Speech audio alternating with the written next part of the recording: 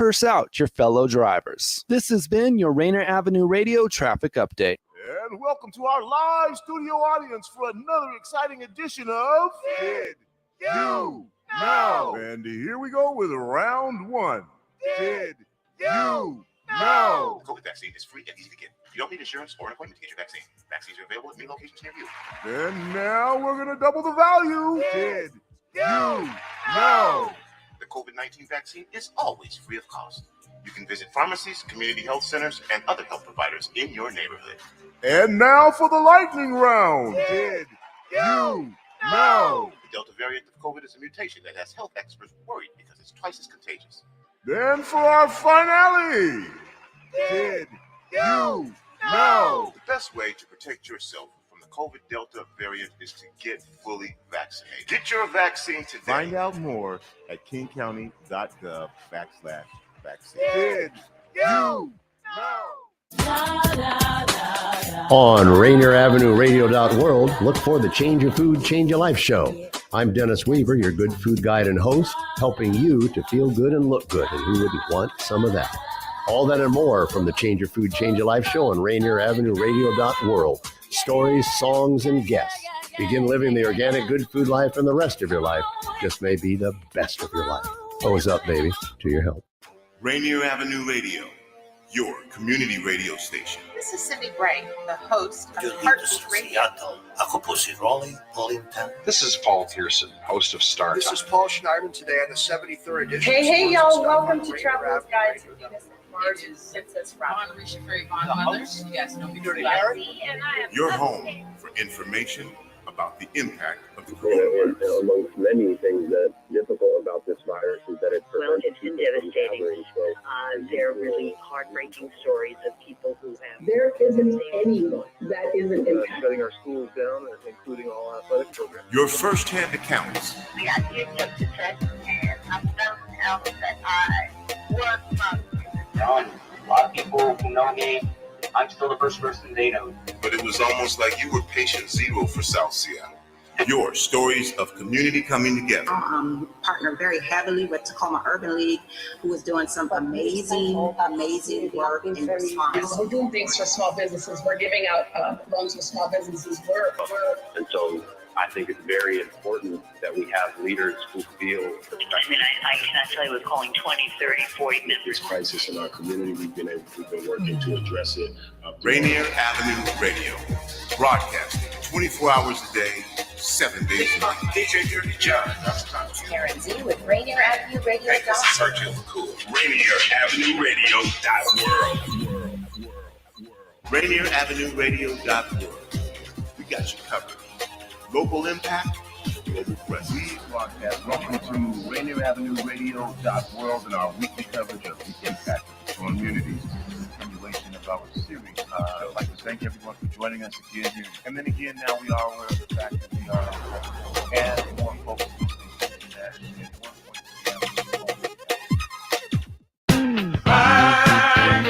I'm Paul Pearson, host of Star Time. And when I'm not deep frying a turducken in a closed garage, I'm listening to RainierAvenueRadio.world.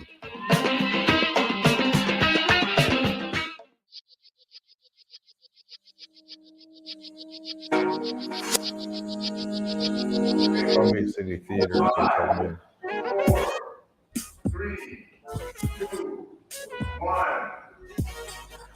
Good afternoon and welcome to the palatial headquarters of Rainier Avenue Radio at the Columbia City Theater, the historic Columbia City Theater. And today, I am Juan Cotto. I am a broadcast personality here at Rainier Avenue Radio, and we are so glad to have with us the executive director of the Washington Interscholastic Activities Association. Well done, yeah, exactly. This is Mick Hoffman, who took over for Mike Colbreeze, who he and I did this show, as many of you will remember, about 3-4 years ago. We had a show where we discussed issues, and now, Mick, it is so great to have you here. Thank you so much for joining us today. Yeah, no, it's my pleasure. I'm really happy to be here, and I appreciate the invite.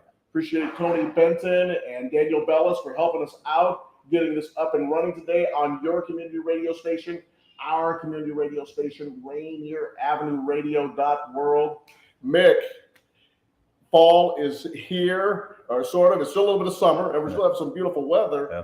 But before we get to football, why don't we discuss some of the exciting sports that are coming up in the fall that a lot of people don't think about? We have volleyball. We have golf. And of course, now that I'm in my the latter part of my 50s, actually for the last several decades, golf has always been a very, very popular activity for me. And so glad to watch the young kids get out there. Yeah. Gilbert Quittlong, a good friend of mine at Seattle Prep, and he's out really making the impact of kids in our community through that sport, which is what our coaches do. We have drill teams and cheerleaders. We have bands. We have girls soccer. Yeah. Give us just a little bit of a rundown of what the activities that our kids in the community can participate in. Yeah, I mean, all those in addition cross country. So what's really cool about what we offer is some of them are, as we get older, we can't do them, but a lot of them are lifetime sports, right? So people who are in cross country, they can continue to run their entire lifetime or at least walk and get out. Golfers, right? You and me, we can play that until the cart can't pull us anymore, right? And so we have a large group, and you have the excitement of the start of the school year. You have Friday nights where your community gathers, right? And then in the interim, you have all these other opportunities for students to be part of their schools without having to play one or two premier, most popular sports. It's exciting always when the kids are coming back to school and they're looking for opportunities to participate. And how do they go about doing that? If the child's interested in one of those, do they talk to their athletic director? Do they find their coach? At most schools, and you can kind of give yourself a thumbnail view of that, how do the kids get connected to a sport? Yeah, a lot of it's word of mouth. And, all the schools now, just about all of them, I would think, have some type of social media. They have a website for sure, so you can get on there. But if you're not sure, go to your athletic office in there. I mean, they want students participating. There's places for every student in one of these activities to participate. Mick, let me ask you this, and it must be really exciting for the kids to start to come back, for the teachers to start to come back, for the faculties and the administrators. But tell us, and we'll come back to this question in football, because football in Washington State is a football state. So for those of you who enjoy football, we'll come back to that in a second. But tell us about the excitement of the fall and the connection that sports is really meant to bring to our kids in our community. Yeah, our role is to help keep students connected to their education, right? That's why we're education based. And that's the difference really between us and club, right? There's nothing wrong with club sports, right? They serve a purpose and a need. Our job is keep students connected to their education, make them want to come to school, because there's something else there that even if the classroom's a struggle or not, they don't see themselves going beyond 12th grade in it. They at least get that basic education to be productive citizens, do what all of us do. We saw that loud and clear in COVID. And it was really interesting going through that process. It wasn't fun, but it was interesting in that we had some school districts who were a little taken back that we were pushing to get restarted so early in COVID. From a centralized association, we're advocating for the Department of Health to let us go. But when they weren't seeing kids on screens coming in, all of a sudden they realized that their mission is to educate the students. That's their primary direct mission. They weren't showing up. And so they started asking us when we're going to get started to bring those students back to their education, right? For a variety of reasons, but that's what schools do. Our job, help with that. At the same time, we offer something that's a lot of fun, right? Or should be a lot of fun. And we create some lifetime memories. I mean, you probably have some great memories. Tony probably has some great memories, right? I mean, you got that smile on your face right there. So that's the excitement of the fall, is we give that opportunity to tens of thousands. I mean, over 200,000 participants over the course of the year. And we get to help facilitate that, right? And it's awesome. Big smile on my face as a player, as a coach, and now as a parent. Yeah. My son is now participating in high school athletics, and it's a very, very special time for our whole family. And as a teaser, I said we were going to come back to football. So for those of you that love football, just hold on 1 second. But as a teaser, Mick, on Friday night, Rainier Avenue Radio, we will have, listen to this matchup, the Roosevelt Rough Riders versus the Garfield Bulldogs. 7:45 p.m. That's going to be from Memorial Stadium. Nice. And you talk about two classic teams in the city of Seattle matching up, the North End guys with the South End guys, and a fellowship that means so much in our community. It's going to be a lot of fun to see that football game. On Saturday evening at 5 o'clock, Eastside Catholic is going to take on Ballard. So we have two pretty good games coming up this weekend to kick off football season on Rainier Avenue Radio World. This is Mick Hoffman. He is the executive director of the Washington Interscholastic Activities Association, and I'm Juan Cotto, and I do a bunch of stuff around here. Mick, the impacts of COVID-19, and you've seen it over the last couple of years since our students have started to return, the social aspects that this has done to impact some of our kids, but the powerful role that sports played at reconnecting kids to their education and their community. Yeah, absolutely. I mean, a lot of us identify, I mean, I'm a proud alumni of Hudson's Bay High School in Vancouver, Washington. So, you know, I can sing you the fight song, and I wasn't a great athlete. I was an average high school athlete. And so there's something about being a part of something, right? I mean, the pride that I hear you talking about being part of this community, our community. And so we get to facilitate that around activities, athletics. And so absolutely, and you go to a contest and a game, especially where they have those traditions, not just winning traditions, but traditions of being part of the event. And this is so much more than a win or loss. I mean, we could quiz a lot of people and they're not going to remember, even in this community, maybe the 3A basketball champion, unless it was their school or their big rival, right? But especially as we go beyond certain sports that are important to different communities around the state. So, but the feeling you get, and just like going back to that smile you got on the face as a parent, that feeling you get, there's something more to this than a win or a loss and a trophy. Mick Hoffman, the executive director of the Washington Interscholastic Athletic, almost said it, Activities Association, and Juan Cotto, Rainier Avenue Radio World, our community radio station, your community radio station, telling the story of our kids. And this man here oversees the sports throughout the entire state of Washington. Mick, let's talk about you for a second. Get a chance to talk about Mick Hoffman. Took over for Mike Colbreeze 3 years ago. Yep. And that was, and you came on walked right into COVID-19. Is that correct? Yep. One of those different things that happened. First, let's talk about you for a second. Tell us a little about your background. You said you went to Hudson's Bay High School, and yes, let's hear you sing the fight song. All right, I'm an Eagle bred. I'm an Eagle dead, or I'm an Eagle. Oh man, I thought I'm panicking under pressure. Forgive me. And when I dial, I'm Eagle born. I'm an Eagle bred, and when I die, I'll be an Eagle dead. There you go. There we Got it. My wife was a cheerleader. I'd be in trouble for that one. Yeah, I went to high school and grew up in Vancouver, Washington. Went to work as a coach and teacher, and thought I was going to teach and coach my entire career. Ended up transitioning into administration with athletics. In our district, you couldn't coach if you're an administrator, so I started coaching our own children's stuff. While I was an administrator, got on the WIAA executive board for a few years and continued to do programming within the school district and the community. And Mike decided to retire, called me up, said, "Hey, I think you should consider applying for this." I never was not on my radar at all. I had a great job in Vancouver. My family's still down there. I commute and live up here during the week. And but it's a phenomenal opportunity to be able to influence and impact children from across the state. You mentioned that you coached. Mm-hmm.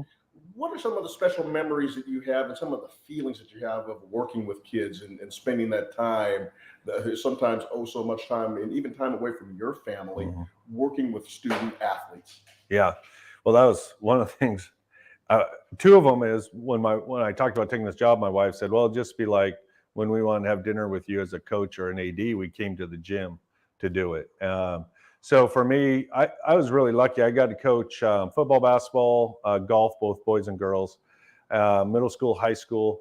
And really the memories that are most significant, because we didn't play for state championships when I coached. Bad coaching. Apologize to the students I had. But it's the relationships that I still have. So when I get a call this last spring, and one of my former players is up here and he's like, "Coach, let's go play golf."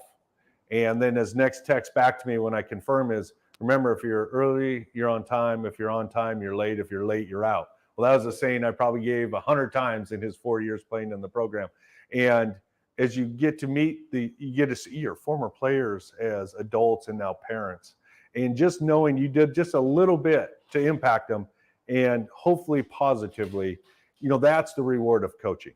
So, who were some of the special coaches that you had that you remember that really made an impact in your life? And I love those lessons. Were there any specific lessons that you remember about being on time or getting into the classroom, or that have kind of carried you through your career? Yeah, absolutely. I had a coach. He's retired down there now. He's a good friend of the family, Bob Benson. And he's the one who got me going teaching. I had a chance to go play at Concordia College out of high school. And I got over to the school and I played all summer in their pro-am in Portland. And it just, I didn't have the desire. I think some of it was fear. I wasn't sure if I was good enough. And none of my family had ever gone to college. So college was scary. And all of a sudden I'm in this college in Portland and, you know, what am I doing? And so I panicked and I dropped out and fell back to a community college. And the next year I had a job. I was making decent money. And so I didn't go back to school because I didn't know what I wanted to do. And he called me up, and I'll never forget the phone call. You know, back then, no cell phone, landline. I'm living in my parents' basement. Think I'm hit the big time because I'm making $5-6 an hour. And he says, "What are you doing?" And this guy was, man, he was a tough coach. You were not late, and you did not forget your jersey on the floor in the locker room. And he got me to come in and help coach his basketball team. And I thought, well, this is pretty cool. Like, I could do this. And back then, you had to be a teacher to get a coaching job for the most part. So I was like, man, I got to go back to college. But now I knew what I wanted to do. And once I knew what I wanted to do and what it would offer me and my family, it was easy. It was an easy decision. So I went back and I coached and worked and went to school and ended up getting lucky and getting a job. So, yeah, Bob Benson, I wouldn't be here without him. So the other person that's been really impactful, two of them, Bruce and Dana Brown, as an athletic director with Proactive Coaching, right? And I heard him speak, and I reached out to him. I just was up at their house, went and had dinner with them, just to talk about, hey, what's going on with our sportsmanship behavior at our contest post-COVID? Like, what ideas do you have? They're not looking for more business. They got it. They made it. Like, just so he really helped change my perception, because I was like, win at all costs. If you ain't cheating, you ain't trying, right? And in education based, we have to be above that, right? We can compete. We can go one-on-one, and I'm going to do everything I can to beat you. But when I lose, I'm going to tip my hat to you. And when I win, I'm going to pick you up, right? And that's what it should be about. So Bruce and Dana really coached me up on that. But Bruce, he's so great because he really helps you see through that. Mm-hmm. The kids see through you. The kids will pick up not just some of your values, but all of your values. Yeah. And Bruce really has a way to connect it, because it's not about the wins and losses. It's about creating great people. And his programs, his books really give you a chance to do that. Absolutely. And the wins become byproducts of doing it right. You know what I'm saying? Mm-hmm. So you're going to be a better program if you do it right. But who walks through the door? Because we all know there's no recruiting in high school sports, right? So because you get your kids that you get, right, then there's how much potential. And a great coach in a football season, instead of 3 wins, might get 5, and have done a phenomenal job coaching to get those 5. Somebody who's trying to resurrect a program and plays a complete schedule. So, we want to do that. At the same time, we had the number 1 pick in the NBA draft, right? So we have Olympians playing in our stuff. So we serve that whole spectrum in education base, and that's the difference, right? And so we have to go at it where that number 1 draft pick doesn't lose his fire, doesn't lose the ability to compete, so he can go be the best he can be. That Olympian, she can go throw that javelin to this day, right? 4-time, I think she's 4-time Olympian, Vancouver girl, by the way, who's doing it. And so, but at the end of the day, they're going to remember how you felt and those life lessons that they learned from failing and succeeding in public, right? So you're listening to Pearls of Wisdom from Mick Hoffman that he received from his coaches. Mick is now the executive director of the Washington Interscholastic Activities Association. I am Juan Cotto, personality on Rainier Avenue Radio .world. Our community radio station, your community radio station. And Mick, let me tell you something. We serve the entire community. If you love music, we have music. If you love sports, we do sports. And if you love community activities, coming up on this Saturday at the Langston Hughes Block Party, that is going to be September 10th. It is going to be broadcast live from 1 to 3 p.m. another guy who I'm going to call him a legend, such a wonderful man. Rick Dupree is going to be there, and he's going to be bringing us there live reporting for 2 hours. The event goes on from 1 to 5, and I encourage people in the community, go on up to Langston Hughes, get an opportunity to participate in that event. It's a very, very special one. And at this time of the year, you're going to see a lot of people you haven't seen for quite some time. It's great to bring people back together in the community here in the late parts of summer and starting to turn to fall. Then on Sunday, September the 11th, we have the International District Soul Healing Festival. And who couldn't use a little bit of soul healing? And that's going to be Sunday from 1 o'clock to 2:30 p.m. I believe that's when we are going to be broadcasting from down there. So please get an opportunity to take advantage of some of these great community festivals that are going on in our community. And if you cannot get to them, turn on RainierAvenueRadio.world and listen to us as we will go ahead and tell some of those stories and share the experiences that are going on down there. Youth participation in athletics. And we have seen a decline in certain sports. We've seen a decline in participation. Some of that is brought out by the club level activity and kids not being able to play and develop a sense of participation, at least from what I understand, in some of their lower grades. And they come to school by the time they get to high school, they're either burnt out or they are just not as interested in athletics.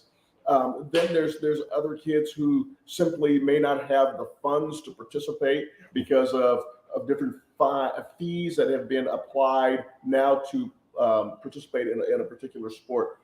What can we do to make sure that we are giving this opportunity for young people to help enhance their education and their whole high school experience? Yeah, no, and you nailed what we identify as the challenges to that, right?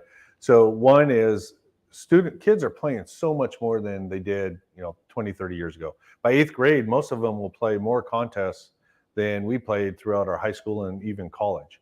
And so that anxiousness we used to feel and that excitement for the season, they're playing year round. And so the grind eventually catches up with some of them. The other piece is barriers. And fortunately, we're seeing some progress in this area. Representative Burnquist put that House Bill 1660 out there. It's forcing schools to look at how they fund. We're really pushing the message, funding for extracurricular, right, education-based activities and athletics in your schools is an investment in your students, not a cost center, right? Because there's a ton of data and research, graduation rates and health and safety choices students make who participate.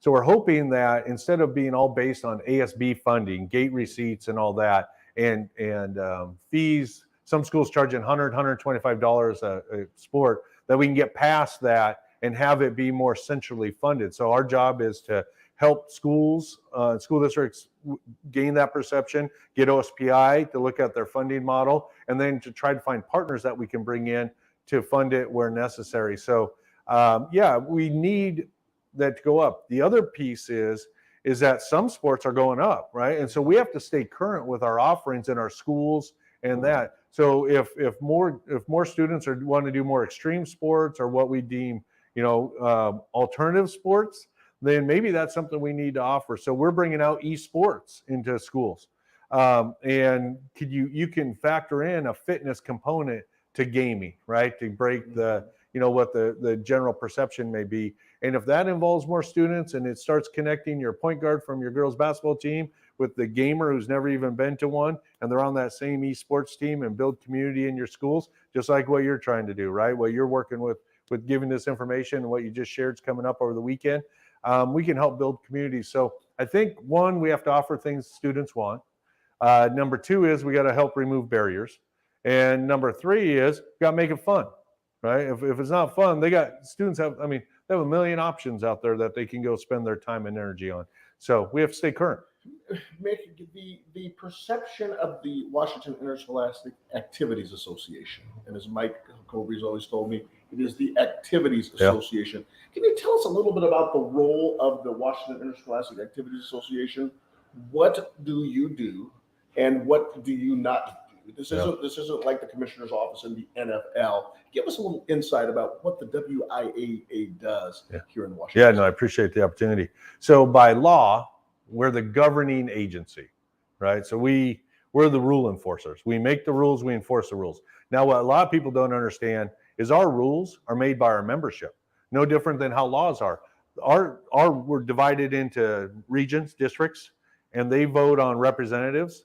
And any 5 schools can bring a rule change forward, and it goes to that body, and they vote on it. Our office staff doesn't do that. Our board has limited rule-making authority. So the membership truly does. So it's actually, as a former history teacher, right? Because I had to teach a lot of English, but I like teaching history more. They get to do that. So we enforce those rules. We interpret them, we enforce them, right? And then there's a bunch of processes in place if people don't like our answer. So that's what we do. What we're trying to do and what we've been working on, Mike had started this and we're really trying to amplify, is also be service. So come in, we have 200,000 participants a year. Let's get to 300,000 because we know the benefit of doing this. We're not to take them away from club. They should be able to do both. But the students who aren't good enough to make some of these elite teams, or the ones who can't necessarily afford it and get around the barriers, we can give a different option. Doesn't mean it's a low grade option. It can be a great option because you look at where some of those high end teams play their championships compared to where we do, right? Or where our contests are played, it's pretty special in the notoriety and filling the stands. So our role, make the rules with our membership, enforce the rules of our membership. What we're trying to do is provide servicing and programming that helps include more students. Mick Hoffman, the Executive Director of the Washington Interscholastic Activities Association, Juan Cotto on your community radio station, our community radio station, Rainier Avenue Radio.world. Before we go to break, I just want to talk to you. Let's discuss a little bit about equity, diversity, making sure, and especially in our community, in the community that listens to us, and we hear it all the time, parents and some of the students who can't afford to go to games. Okay. Some of them can't afford to participate in athletics. And this is where our radio station becomes so valuable to provide them an opportunity to see their classmates participate on it and so forth. My question to you is this: in regards to equity and some of the things you're talking about with lower income populations and diverse populations, not only the African-American community, but the African-American community, the Latino Hispanic community, the newly arrived Asian American community, and the Native American community, what can we do to promote an equitable situation and opportunities for them to participate in athletics? Yeah, great question. And so when I came in, Pat McCarthy, who's the Seattle Public Schools AD, he was chairing a diversity committee. And he said, Mick, we need to find some momentum. We need to do this. So we went to work with some of our staff and board members who had some interest and knowledge around the topics, and put together a DEI committee. And so we are working on that. We have a specific committee right now working on reducing barriers and what we can do. So like free physicals and items like that. We haven't gotten there yet, right? COVID slowed us down a little bit, not to make an excuse, but we're working on it. So the things we're trying to do then is lobby legislators to see what we can do with funding and that, and then look at our internal workings, like what do we do that create barriers in an effort to try to reduce and help in those areas as well. Just one more thing. Would you do me a favor? Would you please give a quick shout out to your staff? Because I know those guys work so hard. Yeah. And gals work so hard. Yeah, our staff, we have a staff of 12. And most states that serve over 900 schools are in the 20s. And I inherited a great staff. Mike did a good job hiring. We've been able to add six of the 12 since I've come in there. And they do the work. This is me. This is what I do. I get to go around. You talk about being a politician. I get to go around and kind of toot their horn. And so, yeah, no, we have a phenomenal staff. I really appreciate you recognizing that. Hey, we are going to come back with Mick Hoffman, the Executive Director of the Washington State Interscholastic Activities Association. Thanks so much, and you're tuning in on your community radio station, our community radio station, Rainier Avenue Radio.world, and we will talk about football when we come back. I'm Paul Pearson, host of Star Time, and when I'm not cooking up a batch of my famous wood-flavored chicken, I'm listening to Rainier Avenue Radio.world. Have you ever went over a friend's house to eat and the food just ain't no good? Something amazing happens when you buckle a seatbelt. It's kind of magic when we put our phones out of reach, like in the glove compartment, or give extra room for someone on their bike. That little act of stopping to let someone cross the street, it's a thing of beauty. Even getting a ride home after drinking is quite heroic. Because doing all the little things plays a huge role in keeping us safe on the road. Together, we get there. A message from the Washington Traffic Safety Commission. This is Big Poppy, host of Jazz from the Cabinets. Join me each week for a listening tour of the first century of jazz, an eclectic mix of Dixieland, big band, cool jazz, bebop, contemporary jazz, world jazz, all jazz in all forms. That's Jazz from the Cabinets with Big Poppy on Rainier Avenue Radio, streaming worldwide on RainierAvenueRadio.world. Hi, I'm Mac McGregor, the host of the You Can Make a Difference show, which airs live every Friday at 12 noon PT time. On the You Can Make a Difference show, we shine a spotlight on people who are doing amazing things to make a positive difference in our communities and in our world. We talk about what inspired them to do the work and what inspires them to keep going, how they got their start, and how you can, if it inspires you, plug into their work. We can all do something that makes a difference. So tune in every Friday at noon to the You Can Make a Difference show with Mac McGregor.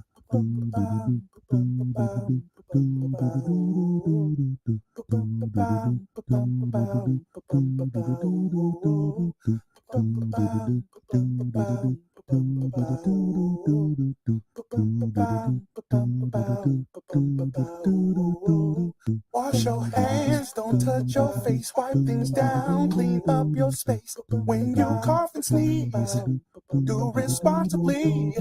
If you feel you're getting ill, isolate at home and chill. No, you're not alone.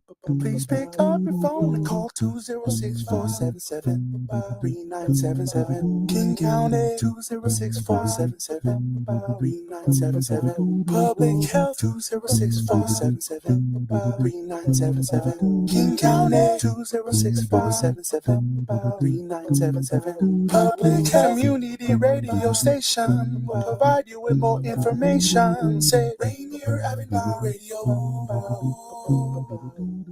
Your community radio station will provide you with more information. Rainier Avenue Radio. Would you like to see when your favorite Rainier Avenue Radio show comes on? Check out our show schedule, updated weekly at RainierAvenueRadio.world. Good afternoon and welcome back to the historic Columbia City.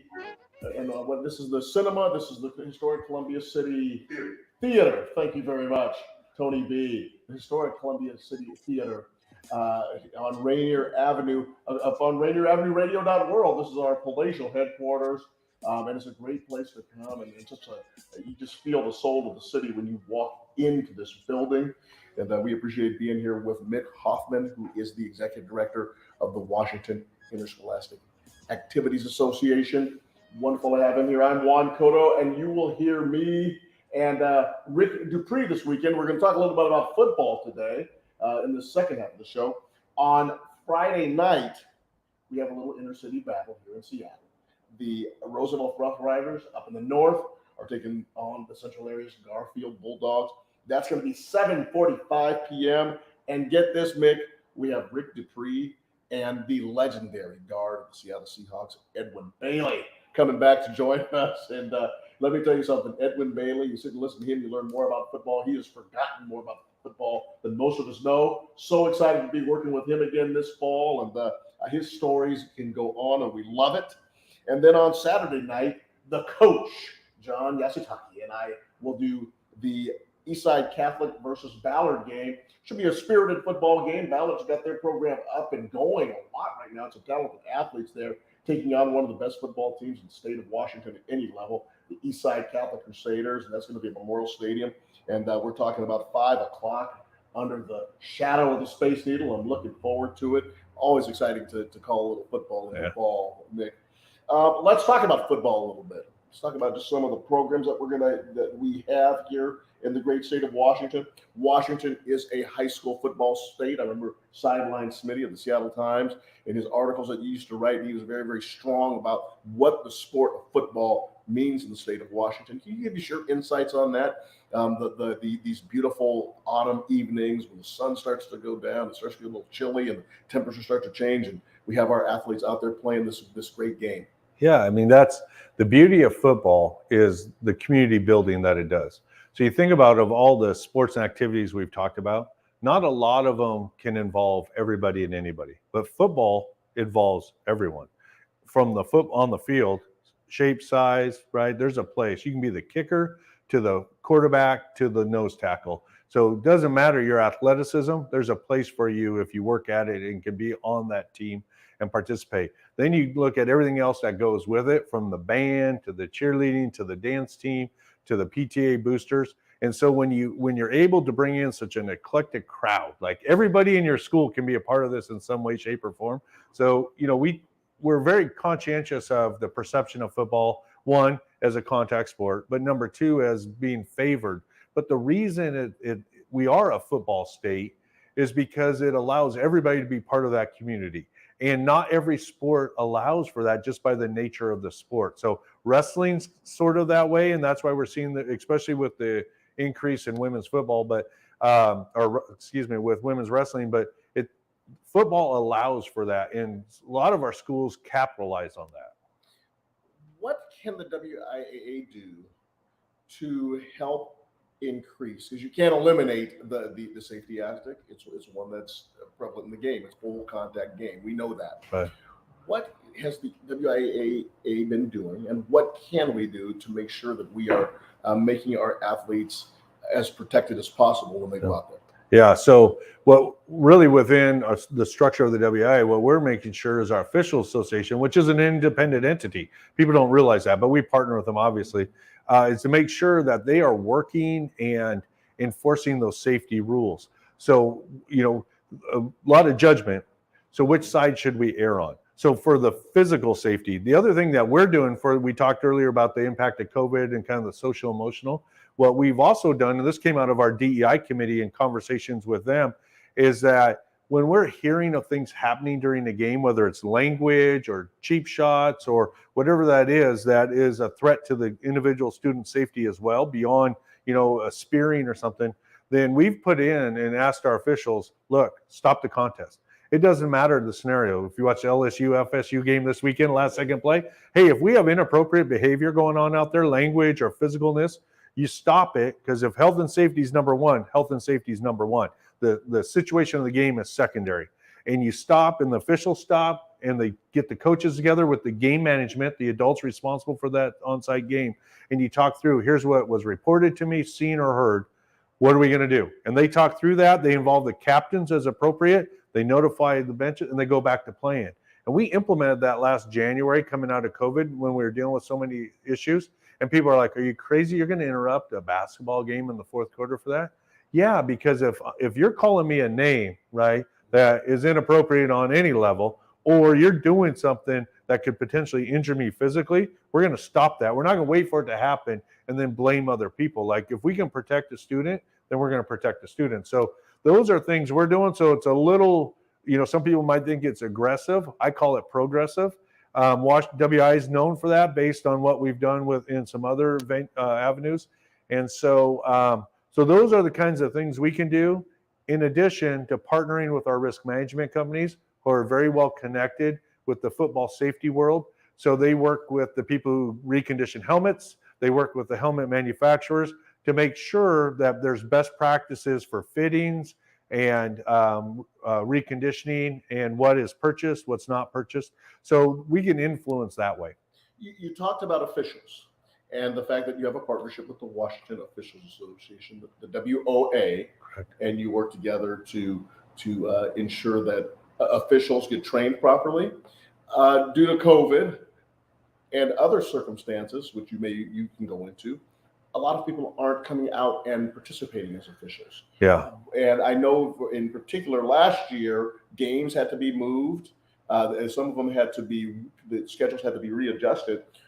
What can we do to entice those men and women who want to come out and serve the community, and they're looking maybe for an opportunity to give back? What a great role officiating is. Yeah, absolutely. And especially for people who participated in it, like, what a great way to stay in the game, right? And you make a little money. And so one of the things we did is we have a board two teams that work together, from their board, our board, and the schools agreed, and we increased their pay significantly. There's still not a living wage unless you're going out hustling, working, community events and club events and all that. Some people can do that. We had a principal here in Seattle that is an NFL official, worked a Super Bowl. We have other officials, one out of Montesano, who worked the NCAA basketball tournament. So there is a pathway to that, but it's no different than what we tell our students. Like, yeah, dream big, dream to be the number one pick in the draft, dream to be a professional athlete. That's great, but have a fallback plan. So if people want to get into it and stay in the game, then you can, if you go to our website, WIAA.com, right? And we have a link. I just did what we call a 2-minute drill. We're not as smooth as Tony and all of you on it, but that we just basically did a plea like, hey, let the kids have fun. They play because that's the number one reason. But we have a QR code attached to that you can scan, and you can put your name in and get signed up. So we've created a lot of go to the WOA website, and you can get signed up there. We'll train you. And then what we ask them is, even though we're shorthanded and we're having to move games, we don't want people officiating games before they're ready, right? Because there's a safety aspect to that. So our role is working with our ADs who get frustrated, moving a football game to a Thursday or a Saturday, or a volleyball match from a Tuesday, Thursday to a Wednesday, Friday. Our job is to work with them to make sure there's not pressure on the official association, so those games are managed by the officials, by people who are prepared to do it. So, and I'll share something with you, Mick Hoffman. Nobody is as smooth as Tony. I remember Tony telling me, Juan, just be yourself. Because you can't do it nobody can do it that smooth. We are here with Mick Hoffman, who is the executive director of the Washington Interscholastic Activities Association. I'm Juan Cotto, Rainier Avenue Radio personality, and the government affairs director at Blood Works Northwest. A quick little commercial: donate blood, and I'm sure that you'll hear me talking about that during the season. Save a life in your community. www.bloodworksnorthwest.org. Tony, I'll pay you later. Let's talk about football on Rainier Avenue Radio.world. We have great football in the state of Washington. I had an opportunity to be down on the field Friday night, O'Day versus Bothell. Yeah. Tom Boehner, who I absolutely admire, his entire staff, and what a great staff, with Jason Rimkus and guys out there, and had an opportunity to see Monty Kohler and the O'Day Irish, and just a classic Friday night or early Friday evening. I should call it a matinee at 5 p.m. The Irish and Bothell look loaded as usual. Yeah. Got to see Eastside Catholic and Kennedy after that, and both those football teams have tremendous athletes. Great game that Eastside Catholic will probably tell you that they were lucky enough to get out of with the victory. How's the season shaping up? And then we have an event coming up, don't we? Is the one down at the Lumen Field, is that a WIAA event? That is not a WIAA event. Okay. That's a private party, okay, yeah. No, it's fine. If it's a good event for students, we'll see. It's similar to what we used to do with our Emerald City Kickoff Classic. Correct. So they may have the funding to be able to do it, but yeah, it's not our event. Okay, but tell us, let's just kind of go over the divisions, and I know there's going to be great football played at some of these schools throughout the state. Just tell us a little about some of the schools that you think, and obviously some of the traditional powerhouses like the Bothells, the Eastside Catholic. There's a school out on the east side of the lake. I can't remember what they wear uniforms like the Michigan Wolverines. I hear they're pretty good too. But what can we expect this year? Yeah, I mean, what we're hearing is the talent's really good, and this is kind of embarrassing to say, but I don't have a lot of detailed knowledge on specific. I run a business, right? As much as I would like, Andy Barnes is running football for us and does a great job.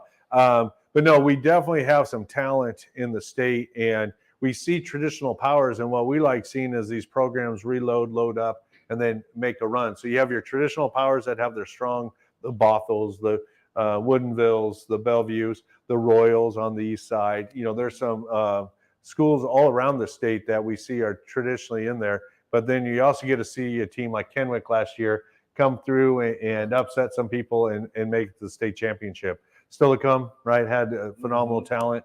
And so we are looking forward to that. But yeah, as far as I need to get Andy Barnes on here with you to talk specific individual players. We saw that Kennewick team take on a number of powers over here in the West and said, hey, we play football over on the eastern side of the state, yeah, and sent a couple of teams packing that are traditional powers here. But you're right, the talent is strong.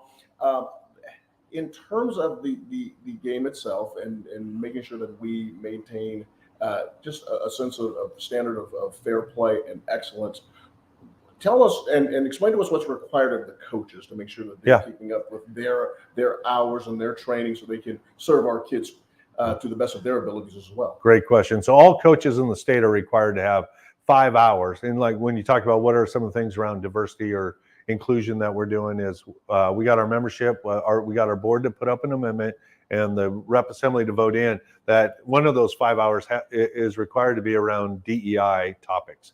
And so every coach in the state, whether they're a volunteer or a paid coach, has to do those 5 hours. Football specifically, there's a class, NFHS Learn. So if for youth coaches, great class on tackling and fitting and shoulder pads and helmets as a beginning step. And then we have master trainers, longtime football people around the state that go around, and coaches every 3 years right now have to go through a hands-on class in addition to the online class to work through what are possible drills that you could do, how to properly fit shoulder pads, how to fit a helmet, and then the concussion, sudden cardiac training, all coaches do. So again, that's how we try to make it safe, and we're doing a lot of that in-house. I know there's some third parties out there that do a pretty good job with it too, and if schools have the money to do it, great. If they don't, we're creating a quality option internally, so there'll be no excuse for a coach not being trained in our state. This is Mick Hoffman. He is the executive director of the Washington Interscholastic Activities Association. I am Rainier Avenue Radio's Juan Cotto, and this is WIAA Primetime Weekly. It's going to be a show where we discuss the impact of the WIAA, but most importantly, sports in our community for our kids to participate in. As I told you earlier, if you love music, Rainier Avenue Radio.world has music. If you like politics, does Rainier Avenue Radio do some politics? But for the most part, we are a community service organization, and we promote what is going on in our community. Saturday, September 10th, the Langston Hughes Block Party. And we are going to be broadcasting live from this event, which is very, very special in the central area of Seattle. We're going to be broadcasting live. Rick Dupree will be there from 1 o'clock to 3 o'clock. The event itself goes from 1 to 5. So for those of you that want to get out into the community a little bit, you might be working on your late summer cleaning and might want to go take a look at something going on up in the central area. Go to Langston Hughes. That event will be going on. If not, just throw it on Rainier Avenue Radio. Rick Dupree will give you some update and bring you some of the personalities that are there. On Sunday, September the 11th, the International District Soul Healing Festival. That is going to be Sunday from 1 to 2:30 p.m. We will be broadcasting live, and that's another event that's just so critical, bringing the community together, and a great way to celebrate the International District and what it means and what it brings to our Seattle area community, but our community throughout the entire Pacific Northwest. Mick, back to football. One last question about the topics that get brought up is in regards to the fact that football is starting to become a little bit like basketball. It's becoming a 13-month-a-year sport. Yeah. We have 7-on-7, and we have, I guess they call them showcase 7-on-7 events, and kids are trying to decide whether they can run track and play baseball on our 7-on-7 event. How are we, as a activities association, starting to look at and balance the demands on our athletes, especially some of the activities going on outside, such as 7-on-7s and these different things? Yeah. We know our schools offer some spring football. And again, it goes back to the question, how much is too much, right? Where's the sweet spot for how much a student should focus in on football? And what I love to see is when you watch a college football game or an NFL game, you hear about these athletes who are dual athletes in college. And so what we are hoping to do is just encourage our schools to educate their students on, like, what's the purpose for this? If you do 7-on-7, do you have to do it all year? And do you have to pay $1,000 a month to do it, right? Like, because that's where the barriers are coming. That's a business. That's not promoting. And do you get a guarantee that you're going to get any, like, we're not going to guarantee you're getting a scholarship playing in any WIAA sanctioned events. We're going to guarantee you're going to be in a health and safety area, right, as best we can with all the factors we can control. But if you're paying big money like that, what's the guarantee for it? Now, if students just want to do it because they love it, great, but they shouldn't feel pressured or be manipulated into believing they have to do it to go play at college, because we know that's not true. Mick Hoffman, the executive director of the Washington Interscholastic Activities Association. Mick, here in Washington State, and speaking of some of our talented athletes, we saw a number of kids who we used to see on these play fields here recently get drafted into the NFL draft. We saw a number of them get drafted into the WNBA draft recently. And as far as basketball is concerned, we saw the number one pick in the entire NBA draft, which I believe is one of the first time, maybe the first time that person has been from Seattle. Paulo Banchero from Duke University, O'Day High School, and from right around this community right here, ends up getting drafted to the Orlando Magic as the number one pick. I was down at the Puyallup Fair this weekend, and there were little kids who had on the number 5 Banchero Orlando Magic jersey. Wow. And I'm just thinking to myself, what a sense of pride in our community that we're seeing so many of these young, talented people that we see. Let's see, Beauchamp. Marjan Beauchamp. He was drafted in the NBA draft, and the young man from, and now I'm testing myself, from Garfield High School. My mom's a Garfield High School grad, so I should know this, and his name will come to me in a second.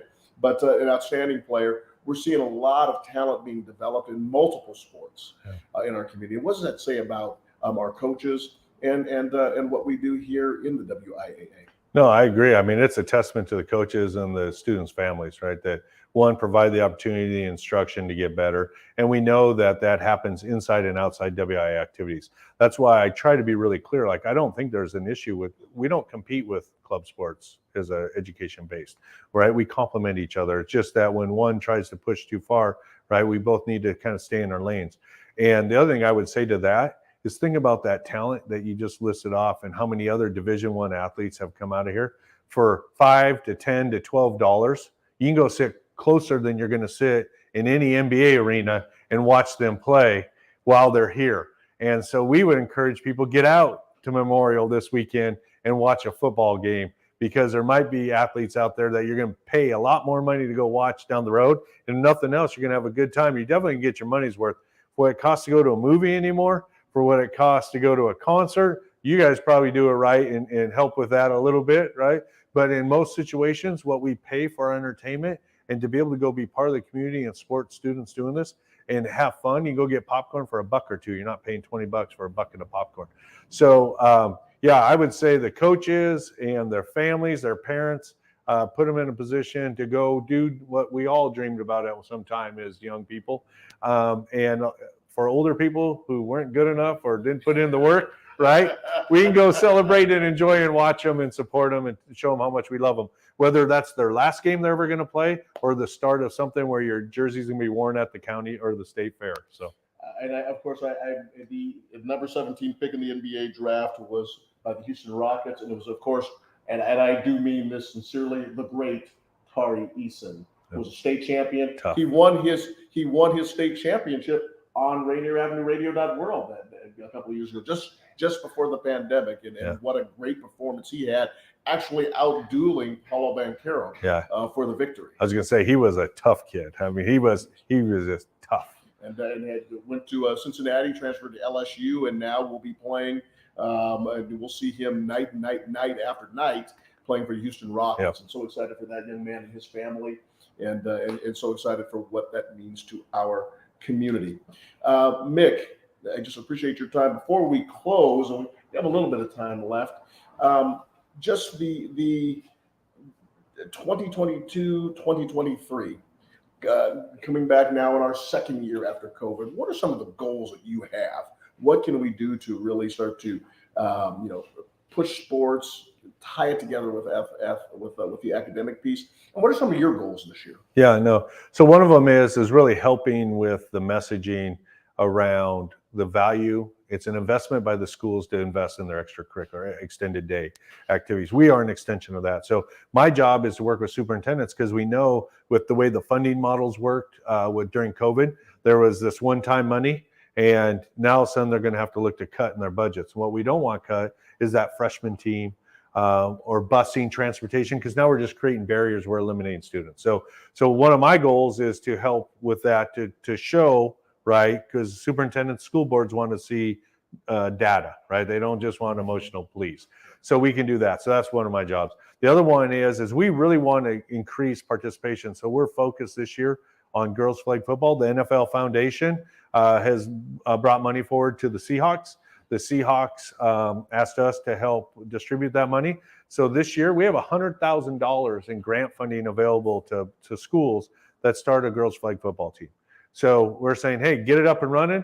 And then at the end of the year, everybody who did it, we'll take that money and divide it between you. It's your money coming from the NFL Foundation. Same with esports. We don't necessarily have the grant funding, but we've negotiated cheap contracts. So I want to get numbers up. The other one is with our venues, our events. I want every one of the events we're responsible for to feel like the big time. I walk in here, right? You guys make this feel like the big time, right? You're veterans, you're good at it. And I don't say that just because you got me on here, right? I mean, I'm out of my league here with the talent and the way this is going. I want our students to have that same feeling when they walk out of any contest that we put on at the state level. And so we're talking about what's that look like for the student experience? What's that look like for the fan experience? It doesn't matter where that game's held if they walk out of there with that feeling. And so we're working on that internally. So those are some of our goals. The other piece is we're working on with our DEI committee on a way to incentivize inclusion, right? Mm-hmm. So we always talk about penalties for not doing the right thing, but how do we find a way to not only collect best practices and share, because there's some brilliant things going on out in our schools around this, but so we can facilitate that, but also incentivize and reward and highlight, our social media, right, rivals you guys, right, as far as the outreach. Andy Knapp in our office, Casey Johnson, they've really built this thing. So we can help amplify positive stories and messages, but what else can we do to incentivize people doing the hard work the right way and doing it well? So those are some personal goals I have for our association moving forward. 60 seconds as we close. Falls upon us. You've touched on it. Speak to the parents. Speak to those parents out there. Tell us about what Mick Hoffman and the Washington Interscholastic Activities Association, what it means and what you guys are working on doing, and why should your child participate? Yeah. First, I'd like to say thank you for trusting with your children. We know that is your most precious commodity, right? The love you have for that. So by allowing them to participate in our activities, you're taking a leap of faith. And what I'm telling you is we're going to do everything in our power to make it safe. It's not going to be perfect. There's hundreds of people working on this through the state. But what our goal is that your child walks out there with a positive lifetime memory. They play because it's fun. So help us do the other part of that. When you're at the stands, don't go after another kid, right? Cheer for kids. If don't jeer them, bite your lip as hard as you can. Stay off the visuals, get online, scan that code, come be part of the game. Like, make yourself an official part of the game. But thank you for trusting us. Let us earn that trust and keep that trust, and let us know when we're missing the mark. Friday night, 7:45 p.m., Roosevelt versus Garfield. Rick Dupree and Edwin Bailey. We're looking forward to an outstanding contest between the Garfield Bulldogs and the Roosevelt Rough Riders. Saturday, 5 o'clock, Memorial Stadium, Eastside Catholic versus Ballard. Myself, Juan Cotto, and the coach, John Yasutaki, we will be there calling that action, bringing it to you. Mick Hoffman, the executive director of the Washington Interscholastic Activities Association. Thank you so much for your time today. We look forward to this series. Thank you so much for making Rainier Avenue Radio.world a part of this, a part of what you do. And thank you so much for being here today. Yeah, thank you for having me. I truly appreciate the opportunity. Look forward to doing this in the future. See you next week on your community radio station, Rainier Avenue Radio.world.